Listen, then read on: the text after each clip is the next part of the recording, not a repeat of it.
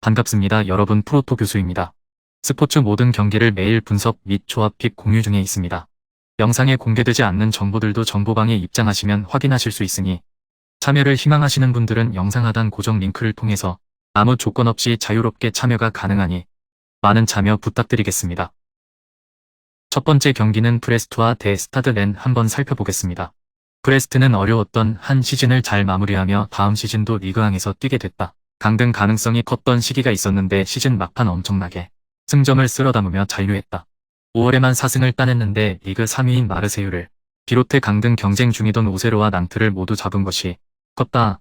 이 경기는 홈이지만 그간 기회가 적었던 엘리스와 네마레찰, 카마라 등이 출전할 가능성이 높죠. 내는 유로파리그와 컨퍼런스 리그를 모두 갈 수 있는 확률이 있고 6위 추락으로 유럽 대항전에 가지 못할 수도 있다. 일단은 이 경기를 승리하고 릴과 모나코의 패배나 무승부를 바라야 한다. 그래도 승리하면 컨퍼런스 리그 진출은 확정적이다 때문에 로테이션이 아닌 풀핏으로 원정에 임할 것입니다. 브레스트도 최근 3연승으로 분위기가 좋지만 레는 연승 기간 동안 모나코를 완파하는 등 선수들이 경기에 집중하고 있다. 또 다소 집중력이 떨어질 홈팀과 달리 레는 확실한 동기부여가 있다. 마에르와 타이트가 중원에 나서 경기 주도권을 가져올 것이고 도쿠와 칼리무엔도가 상대 수비를 무너뜨릴 렌이 우세해 보입니다. 두 번째 경기는 니스 대 리옹 한번 살펴보겠습니다. 니스는 지난 라운드 몽펠리에 원정을 승리하고 3경기 만에 승리를 추가했다. 이번 시즌 컨퍼런스 리그에 나섰지만 기대했던 성적을 내지 못했는데 리그에서는 중위권을 벗어나지 못하고 다음 시즌 유럽 대항전 진출에 실패했다. 부상자들이 나온 데다 모피의 가세 효과가 크지 않았던 점이 아쉬웠다. 그래도 시즌 최종전이고 홈경기기에 팬들을 위해 최선을 다할 것입니다. 리옹은 이 경기를 승리하고 56위 팀이 모두 패한다 해도 5위인 스타드렌과의 골득실 차가 워낙 크기에 5위로 올라서기 어렵다. 5위면 컨퍼런스 리그로 갈 수 있지만 원정에서 10골차 이상으로 승리해야 한다. 그래도 동기부여는 있다. 음바페의 한 골 차로 뒤져있는 라카제트가 득점왕을 차지하기 위해 풀타임을 소화할 것이고 아민 사르와 체르키 등이 2선에서 지원할 것입니다. 리옹은 라카제트의 득점왕 경쟁이라는 이슈가 있지만 리그 순위를 끌어올리는 것은 사실상 불가능하다. 공격적으로 나설 것이기에 루케바와 타글리피아코 등 수비진이 상대 역습 상황에서 무너질 수 있다. 라보르드와 모피가 팬들의 응원 속에 집중력을 발휘할 니스가 승리하고 유종의 미를 거둘 것입니다. 세 번째 경기는 랭스 대 몽펠리에 한번 살펴보겠습니다. 랭스는 최근 3경기에서 승리를 챙기지 못하며 11위까지 떨어졌다. 이번 시즌 전력에 자신을 보이며 유럽 대항전 진출도 노렸는데 시즌 중반 이후 페이스가 좋지 않았다. 그래도 리그 20골을 기록한 발로군을 비롯해 11개의 공격 포인트의 이토 주냐 등 최전방은 꾸준히 역할을 했다. 마지막 홈경기에서 승리하기 위해 최선을 다할 것으로 보여집니다. 몽펠리에는 이번 시즌에도 중위권 순위를 유지했다. 모나코를 비롯한 강팀을 완파하는 등 도깨비스러운 면모도 보였는데 수비진의 기복으로 인해 7위권으로 들어가지 못했다. 그래도 베테랑 플레이메이커인 사바니어를 비롯해 페리와 토타르드 등 리그왕 정상급 중원의 경기력은 꾸준했습니다. 몽펠리에는 최근 원정 3경기 연속 3득점 이상과 더불어 2승을 따내는 등 원정 경기력이 좋았다. 랭스의 경우 센터백 아그바두가 빠지는 악재도 있다. 그러나 몽펠리에는 문전 마무리가 되는 최전방과 달리 수비진은 불안하다. 발로군이 최전방에서 문전 침투로 기회를 만들 것이고 플립스가 빠른 발로 측면을 넘어설 랭스가 우세해 보입니다.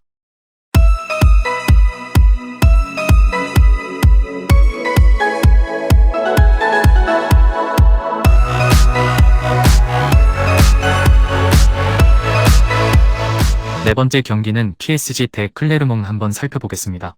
파리는 리그 우승으로 인해 다음 시즌 챔스 진출을 확정했기에 큰 동기부여는 없다.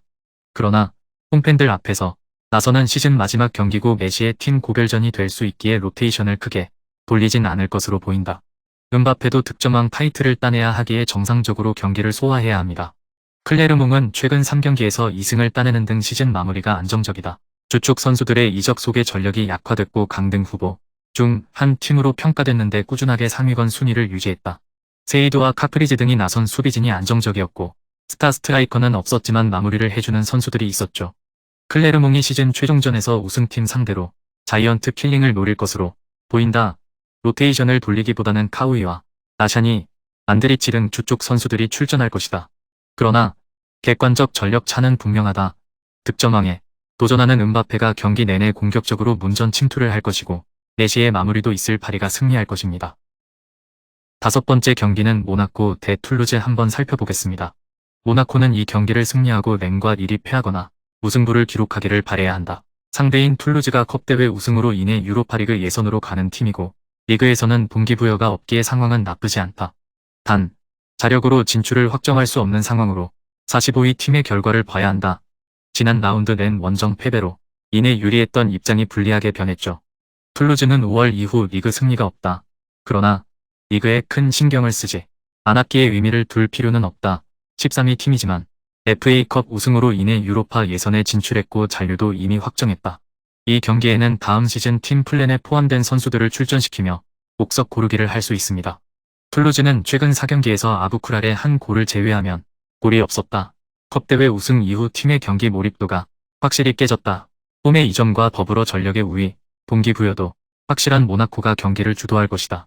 벤 예데르와 엠볼로, 폴란트의 스리톱이 경기 내내 상대 수비를 공략할 모나코가 승리할 것입니다. 6번째 경기는 오세르 대 랑스 한번 살펴보겠습니다. 오세르는 이 경기를 승리하면 자력으로 잔류에 성공한다.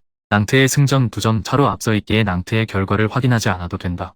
또 무승부를 기록할 경우 낭트가 승리하지 못해도 잔류할 수 있다. 단, 같은 승점이면 강등이 유력한데 경쟁팀에 비해 골득실이 워낙 좋지 않다. 순위가 확정된 랑스 상대로 반드시 승리해야 하는 어려운 입장이죠. 랑스는 마르세유를 제치고 리그 준우승을 확정했다. 시즌 중반까지만 해도 3위권 팀에 언제든 추격당할 거란 우려가 있었지만 시즌 막판까지 안정적으로 순위를 지켜냈다. 오펜다와 소토카, 토마손의 공격진 외에도 중원이 워낙 강력했다. 이 경기도 유종의 미를 거두기 위해 전력을 크게 뺀 로테이션 운영은 하지 않을 것이다. 팀 최다 승점을 갱신하기 위해 주축 선수들이 나설 수도 있죠.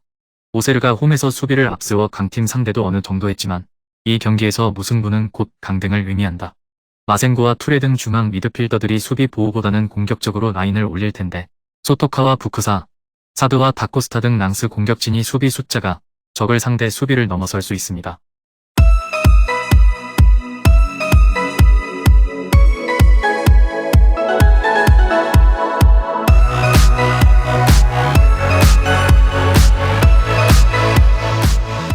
일곱 번째 경기는 토리노 대 인터밀란 한번 살펴보겠습니다. 토리노는 시즌 막판 무패를 이어가며 8위에 위치해 있다. 원정 3연승을 거두는 등 시즌 마무리가 인상적인데 공수 밸런스가 안정적이었다. 지주와 로드리게스, 슈르스의 백스리는 최근 5경기에서 3차례나 실점하지 않았고 리치와 리네티 등 볼란치들의 경기력도 준수했다. 사나브리아를 중심으로 최전방에서도 득점할 수 있는 선수들이 있죠. 인테르는 나폴리 원정에서 패하며 리그 연승이 끝났다. 그러나 리그 우승을 차지했던 20시즌보다 더 좋은 성적을 기대할 만한 시즌이다. 이미 코파 이탈리아에서 피오렌티나를 제압하고 우승을 차지했고 챔스에서는 맨시티와 비기어를 놓고 마지막 승부를 준비 중이다. 리그에서도 3위지만 5위와 승점 차이를 벌리며 다음 시즌 챔스행 티켓을 확보했죠. 토리노의 시즌 마무리가 좋은 것은 사실이고 홈의 이점도 노릴 수 있다. 또 인테르는 챔스 결승을 위해 풀핏의 라인업으로 나오기 어렵다.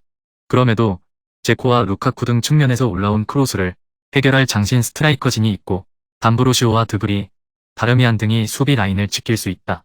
경기가 안 풀리면 세리에 득점 2위인 라우타로가 교체로 들어와 해결할 인테르가 우위에 있습니다. 마지막 8번째 경기는 엠폴리 대 나치오 한번 살펴보겠습니다. 엠폴리는 안정적으로 잔류에 성공했다. 위기도 있었지만 볼로냐와 살레르니타나 유벤투스 등을 상대로 홈 3연승을 거둔 것이 컸다. 원정에서는 다소 고전했지만 카푸토가 최전방에서 기회를 골로 잘 연결했고 그라시와 핸더슨 등 중앙 미드필더로 나선 선수들의 경기력이 안정적이었다. 이번 홈경기는 시즌 내내 성원해준 팬들을 위해 최선을 다할 것입니다. 나치오는 최소 3위를 확보하고 다음 시즌 챔스로 가게 됐다. 한 시즌 평균 20골 이상을 할 수 있는 임모빌레가 12골에 그쳤고 페드로와 안데르손의 공격 포인트도 기대 이하였지만 밀린코비치 사비치가 중원에서 잘해줬고 로마뉴리가 이끈 백포도 견고했다. 유종의 미를 위해 마지막 경기에서는 주전을 대거 제외하진 않을 것입니다. 접전을 본다. 나치오가 2위 수성을 위해 최선을 다할 수도 있지만 엠폴리는 수비적 힘으로 홈에서 충분히 버틸 수 있는 팀이다. 이스마일리와 루페르트가 나설 중앙 수비 외에도 그라시가 최종 수비를 안정적으로 보호할 것이기에 나치오의 공세를 이겨낼 가능성이 있습니다. 금일 경기들은 이렇게 알아보았습니다. 좀 더 다양하고 많은 정보를 원하시는 분들은 영상 하단 댓글에 링크 클릭 후 문의하시면 아무런 조건 없이 정보방 입장 가능하니 입장하셔서 정보 받아보시길 바라겠습니다. 그리고 영상에서 리뷰하지 않은 디테일한 정보와 조합픽은 매일 교수 정보방에서 공유하고 있으니 꼭 참여해보시길 권장드리며 이번 영상은 여기까지 하겠습니다. 시청해주셔서 감사드리며 늘 여러분들의 건승을 기원합니다. 감사합니다.